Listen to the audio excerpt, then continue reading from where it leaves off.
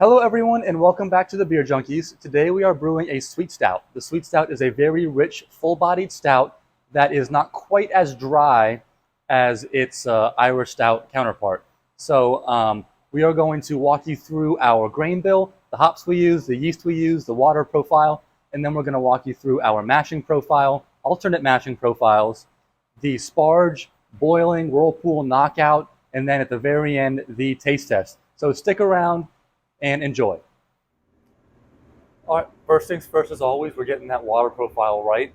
The water profile for the sweet stout is 50 parts per million of calcium, 33 parts per million of sodium, 35 parts per million of sulfate, and 45 parts per million of chloride. You also are going to want to add plenty of bicarbonates depending on your water profile, and that includes adding baking soda or pickling lime. This will help buffer your pH of the mash. If you don't add either of these pH buffers, all the roasted dark grains that we're going to add will severely drop that pH into about the mid fours, and that will create a very harsh and unpleasant beer. If you've ever tasted a really acidic stout, that's probably why they did not add enough of those pH buffers, and it really drops that mash pH. It's a huge difference. I can't stress that enough. This is one of those styles that is really helpful to have an analysis of your water profile done so you can add the right amount of bicarbonates. So to do this, I'm adding calcium chloride, gypsum, pickling lime, and baking soda. Don't worry about a little bit of extra sodium. Right around 33 seems high, but it actually helps bring out a more rounded flavor with these really dark styles. So right now I'm filling up the hot liquor tank at the volume and temperature that I want. Once I get there, I'm going to move it into the mash tun so we can mash in. But before that, I'm going to talk you through our grain bill for this sweet stout. All right, so here is my grain bill. First, I've got all my base malt over here, and this is all that Maris Otter. This is going to give me that rich malty sweetness. If you want it to be an authentic sweet stout, you're going to want to use the Maris Otter, the English malt. It really just adds an extra maltiness that you can't get with an American two-row. And then over here, I've got all of my darker malts. So we don't need that much because of how dark and roasted these are. For this, I'm using a dark crystal, about 85 to 120 Lovibond. Then I am using pale chocolate at about 8% of the grain bill, and then a bitterless black malt. I like to use Black Prince, and I keep that at around 4%. So the dark crystal adds a malty sweetness, and it will add a little bit of body because those crystal malts will give you those unfermentable sugars. The pale chocolate adds a significant amount of color, and then it will add a smooth chocolate and coffee flavor. And then the bitterless black malt is another color adjuster because the sweet stout is such a dark beer. And it also adds a smooth, clean, malty flavor. I prefer to use the bitterless black malt because all of these roasted malts in general will add some bitterness in addition to the bittering hops that we use. So I don't want this style in particular to be overly bitter. So I like to use this bitterless black malt just as that final color adjuster and then a little bit more maltiness. So the hot liquor tank is almost full. So we will be right back when it's time to mash in.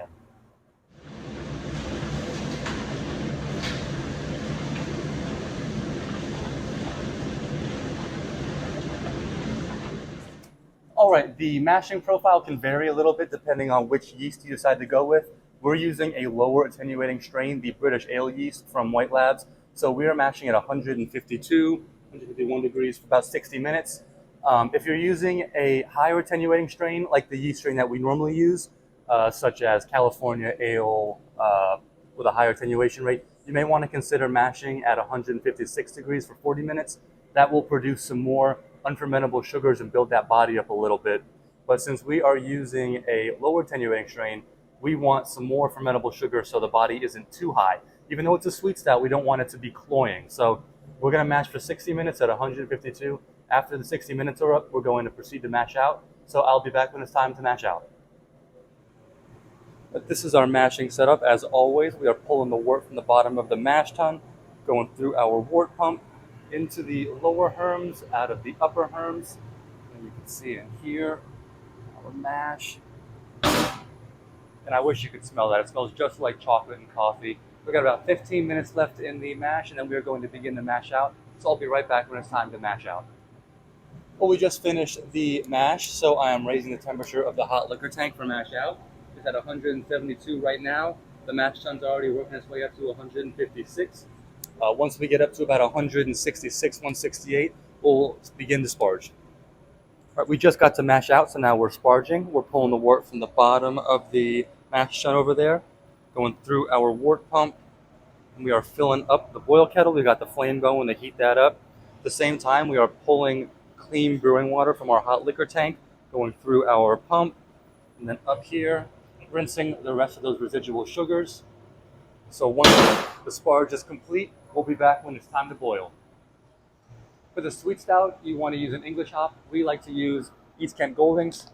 We also have used Spuggles, and it's worked great. We really only need it for the bittering addition. We're going to add about 20 to 25 IBUs worth at 60 minutes. We won't add anything after that. We don't want any hop flavor or aroma. We want those chocolatey, roasty notes to shine through. So we're going to measure these out and get them ready, and we'll be back when the boil kettle is up to boiling. We just got to boiling, so we will boil this wort for 90 minutes. We'll add the hops in at 60 minutes, lactose in at 15, yeast nutrient in at 10 minutes, and then Whirlfloc tablets at 5. And then we'll whirlpool, so I'll be back at the whirlpool. All right, we just finished boiling, so now we are whirlpooling. We're pulling the wort from the bottom of the boil kettle, pushing it through our pump in the tangential input. This will create that vortex that will pull all of the hops, proteins, hop break, everything that we don't want to transfer over during knockout to the center of that boil kettle, so we can pull off the wort above that. That way we can have crystal clear wort that goes into the fermenter. So we're whirlpooling for 10 minutes, and then we are going to let it wind down for 10 minutes, and then we will knock out. So I'll be right back right at knockout. We just finished the whirlpool, so now we are going through knockout. So we are pulling the wort from the bottom of the boil kettle, pushing it through our pump, the heat-resistant hose. Going in here, you can see that it is jet black, which is perfect. We want it very dark for the sweet stout, but we do have the oxygen going. And then we are going in at 62 degrees, which is perfect. We're going to pitch it at 62 and put it at 64 to prevent too many esters from forming. And then you can see down here, we are pushing it in as we push out all of the excess air that was in that fermenter. So we are about halfway done with knockout. As soon as this is done, I will be back to talk to you about the yeast. As we mentioned earlier, the yeast that we use is the English ale yeast from White Labs. And this is what we've got right here. It's WLP002. The English ale yeast has a lower attenuation rate, so we are going to get a little bit more body and sweetness out of it. We're also going to ferment it a little bit lower, about 64 degrees, to limit some of that ester production, because I don't want that fruitiness coming through a lot. I really want the chocolate, coffee, and roasty flavors to come through. So you can use any of the English yeast that you want, but again, remember, if you're using a higher attenuating strain, you're going to want to mash at 156 degrees to get more of those unfermentable sugars, because you do want a little bit more body for this beer. Well, we just finished knockout, so I'm taking the gravity reading, and it hit where we wanted to, but I wanted to show you right here with the light. You can see all that cold break that has fallen out of solution. And we've said it before, but we'll say it again. This is why you absolutely need a quick heat exchange. Without it, this right here will not fall out of solution and will stay in the wort and will carry through the brewing process and can cause chill haze. We just finished knockout, and the fermenter is at 62.7 degrees, which is perfect. We will pitch our yeast and then let it free rise up to 64 degrees. We'll ferment it here for about 5 to 7 days until it is 4 to 5 gravity points within terminal, and then we will raise it to 72 degrees to do that diacetyl rest. Once we are done with that, we will cold crash it to 33 degrees, hold it there for a day, and then transfer it to the bright tank. The sweet stout is traditionally carbonated very low, about 1.75 to 1.8 volumes, which in comparison to a light lager, which is about 2.6, 2.7, it is significant. So if you do not want to carbonate it that low, feel free to do it to about 2.4, 2.5. You'll still get plenty of those chocolate coffee flavors. It just will not be quite as sweet or as smooth. But it's totally up to preference. Do whatever you'd like to do, but this is where what we do. All right, so this is what we made. It is jet black. There is a tan head that is lasting pretty well. On the smell, I get the sweetness from the lactose, and I get a lot of that chocolate, coffee, roasty flavor. That's coming through in the smell, the taste.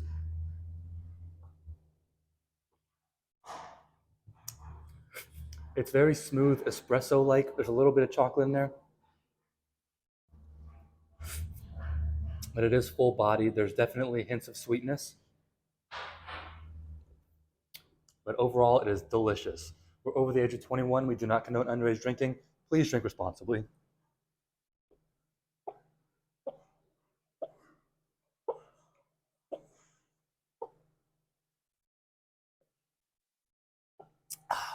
Cheers. If you would like to see more brewing content like this, make sure you click that subscribe button right below, and please make sure to let us know what you would like to see next in the comments. Cheers.